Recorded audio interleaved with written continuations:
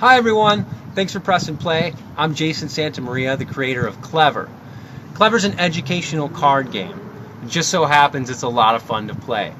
What makes Clever so unique is it's able to teach and reinforce things such as categorical classification, spelling, color matching, mathematics, sequential ordering, and more all in one game. So let me show you how it works.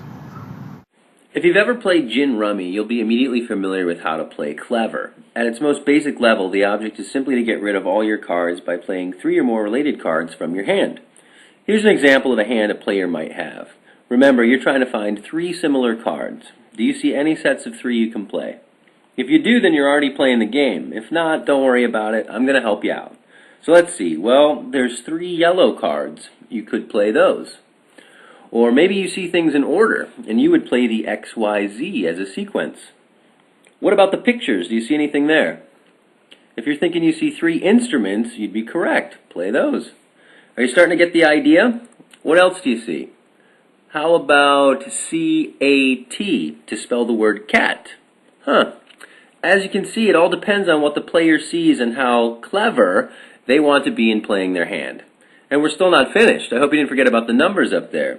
Doesn't 3 plus 4 equal 7? From what I remember learning in school, it does, and you could certainly play those 3 as an equation. And really, that's playing Clever in a nutshell. But before we move on, I wanted to show you how the individual cards reflect more than just a color, picture, letter, or number. The color used for a card will always be the color most often associated with the picture on the card.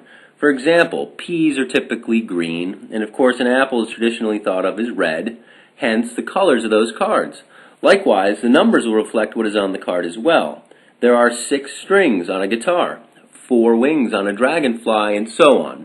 Taking the time to design the cards in this way not only helps maintain the educational integrity of the game, but it also teaches in a way that the player doesn't even realize they're learning. And that's Clever. So that's how the game works. As you saw, Clever is able to touch on an almost comprehensive basic learning skill set. And because it's up to the player to decide how they want to play their hand, it presents a great opportunity for them to think both creatively and strategically. Also, because there are so many different ways you can play, players with different strengths, be it spelling or maybe just matching colors, now have an equal opportunity to not only play, but actually win the game.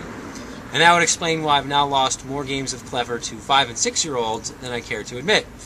But really, that's the beauty of the game. I'm really excited about the potential of Clever being used in schools, as well as a great learning device for parents with their kids. But I'm more excited about simply getting Clever off of the drawing board and into people's hands to play. And that's why I'm on Kickstarter. In order for me to realize any of Clever's potential, I need the help and support of people like you. Thanks so much for taking the time to watch the video.